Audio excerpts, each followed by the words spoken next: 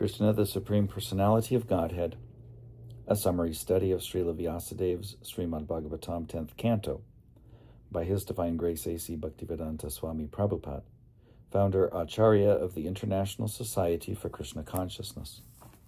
Chapter 7, The Salvation of Trinavarta. The Supreme Personality of Godhead, Krishna, is always full with 6 opulences, namely, complete wealth, complete strength, complete fame, complete knowledge, complete beauty, and complete renunciation. The Lord appears in different complete eternal forms of incarnation. The conditioned soul has immense opportunity to hear about the transcendental activities of the Lord in these different incarnations. In the Bhagavad Gita it is said, Janma karma chame divyam. The pastimes and activities of the Lord are not material. They are beyond the material conception. And the conditioned soul can benefit by hearing such uncommon activities. Hearing is an opportunity to associate with the Lord. To hear his activities is to evolve one's transcendental nature simply by hearing. The conditioned soul has a natural aptitude to hear something about other conditioned souls in the form of fiction, drama, and novel. That inclination to hear something about others may be utilized in hearing the pastimes of the Lord. Then one can immediately evolve his transcendental nature. Krishna's pastimes are not only beautiful, they are also very pleasing to the mind. If someone takes advantage of hearing the pastimes of the Lord, the material contamination of dust accumulated in the heart due to long association with material nature can be immediately cleansed. Lord Chaitanya also instructed that simply by hearing the transcendental name of Lord Krishna, one can cleanse the heart of all material contamination. There are different processes for self-realization, but this process of devotional service, of which hearing is the most important function, when adopted by any conditioned soul, will automatically cleanse him of the material contamination and enable him to realize his real constitutional position. Conditional life is due to this contamination only, and as soon as it is cleared off, then naturally the dormant function of the living entity, rendering service to the Lord, awakens. By developing his eternal relationship with the Supreme Lord, one becomes eligible to create friendship with the devotees. Maharaj Parikshit recommended, from practical experience, that everyone try to hear about the transcendental pastimes of the Lord.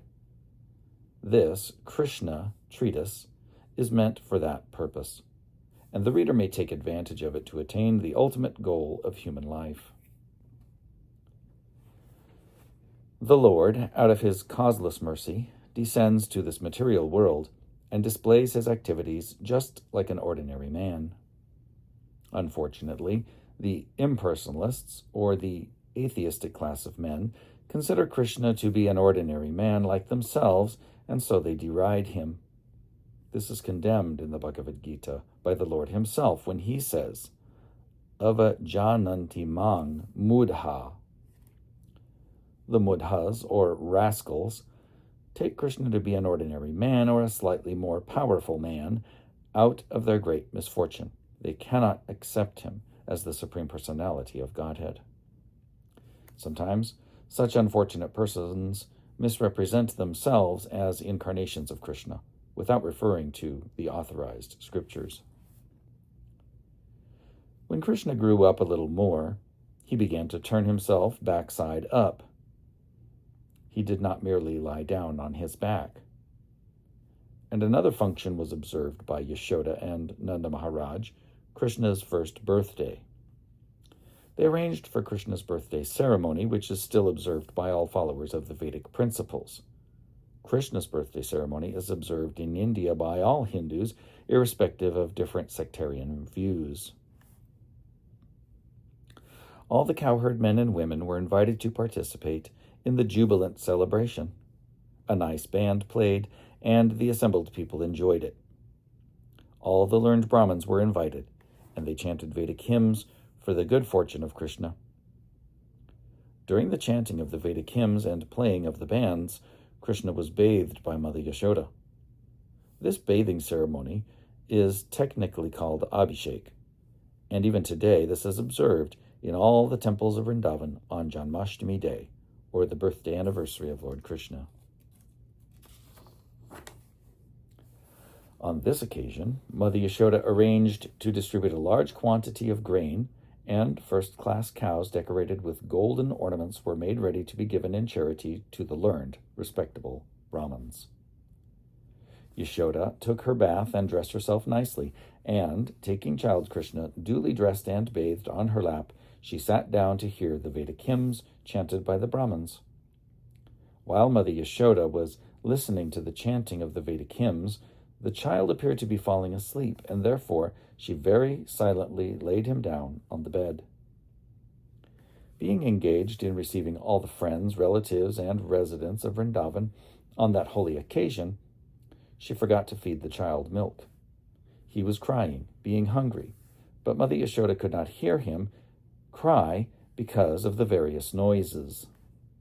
The child, however, became angry because he was hungry, and his mother was not paying attention to him.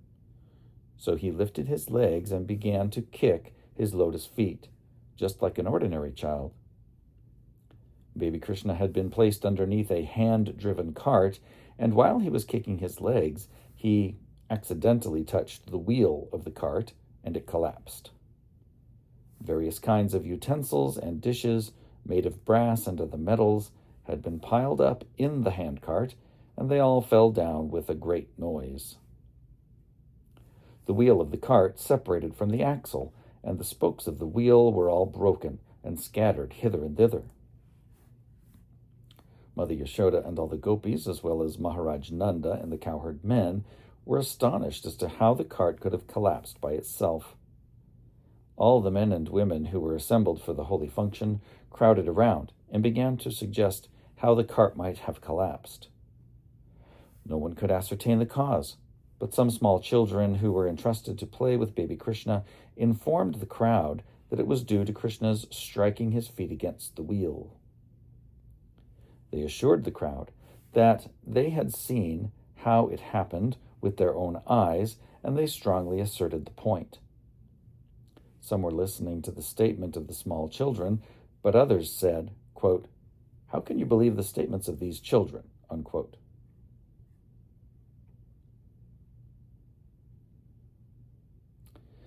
The cowherd men and women could not understand that the all-powerful personality of Godhead was lying there as a baby, and that he could do anything. Both the possible and impossible were in his power. While the discussion was going on, baby Krishna cried.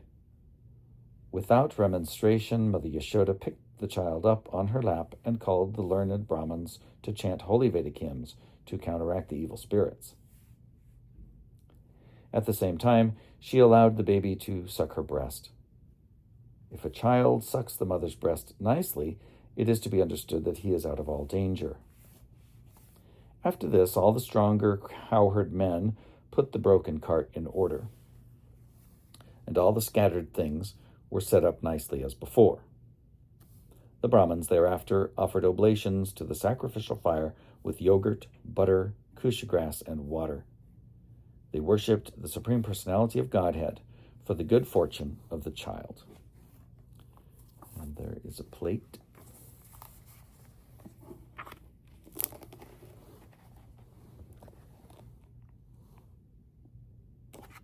Oops.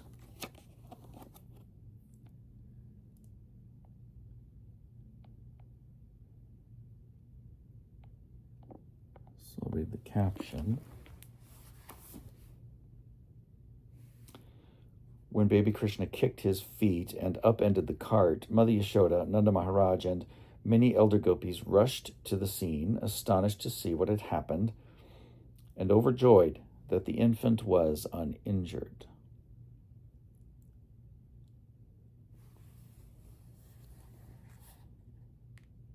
So I believe that what's being depicted here is that the cart, sometimes the cart is referred to as the cart demon. And so right here you can see kind of a demonic figure as part of the cart.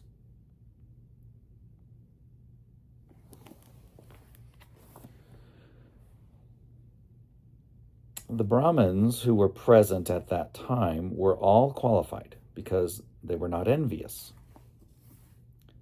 They never indulged in untruthfulness. They were never proud. They were non-violent. And they never claimed any false prestige. They were all bona fide Brahmins, and there was no reason to think that their blessings would be useless. With firm faith in the qualified Brahmins, Nanda Maharaj took his child on his lap and bathed him with water mixed with various herbs, while the Brahmins chanted hymns from the Rig, Yajur, and Sama Vedas. It is said that without being a qualified Brahmin, one should not read the mantras of the Vedas. Here is the proof that the Brahmins were qualified with all the Brahminical symptoms. Maharaj Nanda also had full faith in them. Therefore, they were allowed to perform the ritualistic ceremonies by chanting the Vedic mantras. There are many different varieties of sacrifices recommended for different purposes, but the mantras are all to be chanted by qualified Brahmins. And because in this age of Kali such qualified Brahmins are not available, all Vedic ritualistic sacrifices are forbidden. Sri Chaitanya Mahaprabhu has therefore recommended only one kind of sacrifice in this age, namely the Sankirtan Yagya, or chanting the Maha Mantra, Hare Krishna, Krishna Krishna, Hare Hare, Hare Rama, Rama Rama, Hare Hare. As the Brahmins chanted the Vedic hymns and performed the ritualistic ceremonies for the second time, Nanda Maharaj again gave them huge quantities of grain and many cows. All the cows, which were given in charity, were covered with nice gold-embroidered garments, and their horns were bedecked with golden rings. Their hooves were covered with silver plate, and they wore garlands of flowers. He gave so many cows just for the welfare of his wonderful child, and the Brahmins, in return, bestowed their heartfelt blessings, and the blessings offered by the able Brahmins were never to be baffled. One day, shortly after the ceremony, when Mother Yashoda was patting her baby on her lap, the baby felt too heavy, and being unable to carry him, she unwillingly placed him on the ground. After a while, she became engaged in household affairs. At that time, a servant of Kamsa's, known as Trinavarta, as instructed by Kamsa, appeared there in the shape of a whirlwind. He picked the child up on his shoulders and raised a great dust storm all over Vrindavan, covering everyone's eyes. Within a few moments, the whole area of Vrindavan became so densely dark that no one could see himself or anyone else. During this great catastrophe, Mother Yashoda could not see her baby, who had been taken away by the whirlwind, and she cried very piteously. She fell down on the ground, exactly like a cow who has just lost her calf. When Mother Yashoda was so piteously crying, all the cowherd women immediately came and began to look for the baby, but they were disappointed and could not find him. The Trinavarta demon went high into the sky with baby Krishna on his shoulder, but the baby assumed such a weight that suddenly the demon could not go any further, and he had to stop his whirlwind activities. There's a plate for this.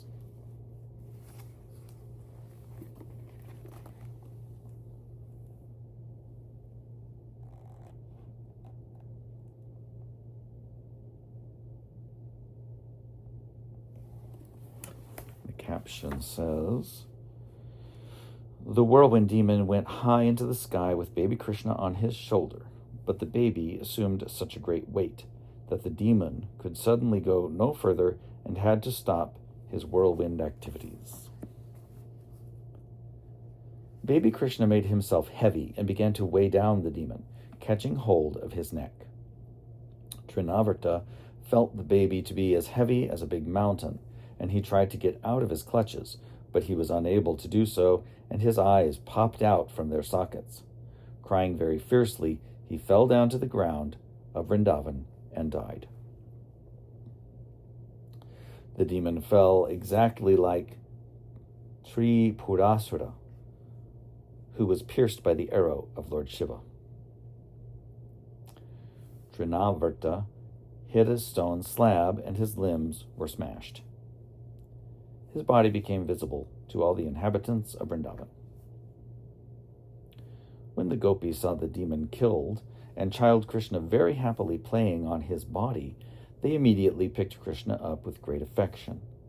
The cowherd men and women became very happy to get back their beloved child Krishna.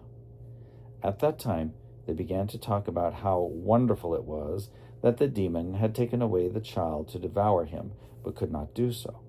Instead, he fell down dead. Some of them supported the situation. Quote, "This is proper, because those who are too sinful die from their sinful reactions, and child Krishna is pious. Therefore, he is safe from all kinds of fearful situations, and we too must have performed great sacrifices in our previous lives, worshipping the Supreme Personality of Godhead, giving great wealth and charity, and acting philanthropically for the general welfare of men. Because of such pious activities, the child is safe from all danger." Unquote.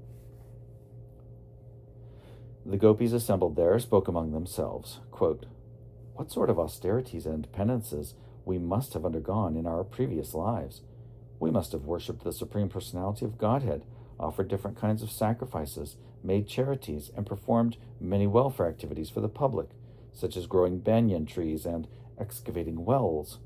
As a result of these pious activities, we have gotten back our child even though he was supposed to be dead. Now he has come back to enliven his relatives." Unquote. After observing such wonderful happenings, Nanda Maharaj began to think of the words of Vasudeva again and again. After this incident, when Yashoda once was nursing her child and patting him with great affection, there streamed a profuse supply of milk from her breast, and when she opened the mouth of the child with her fingers, she suddenly saw the universal manifestation within his mouth. She saw within the mouth of Krishna the whole sky, including the luminaries, stars in all directions, the sun, moon, fire, air, seas, islands, mountains, rivers, forests, and all other moving and non-moving entities. When Mother Yashoda saw this, her heart began to throb, and she murmured within herself, quote, "How wonderful this is!" Unquote. She could not express anything, but simply closed her eyes. She was absorbed in wonderful thoughts. Krishna's showing the universal form of the Supreme Personality of Godhead, even when lying down on the lap of his mother, proves that the Supreme Personality of Godhead is always the Supreme Personality of Godhead, whether he is manifested as a child on the lap of his mother or as a charioteer on the battlefield of Kurukshetra. The concoction of the impersonalists that one can become God by meditation or by some artificial material activities is herewith declared false. God is always God, in any condition or status, and the living entities are always the parts and parcels of the Supreme Lord. They can never be equal to the inconceivable, supernatural power of the Supreme Personality of Godhead. Thus ends the Bhaktivedanta purport of the 7th chapter of Krishna, the salvation of Trinavarta.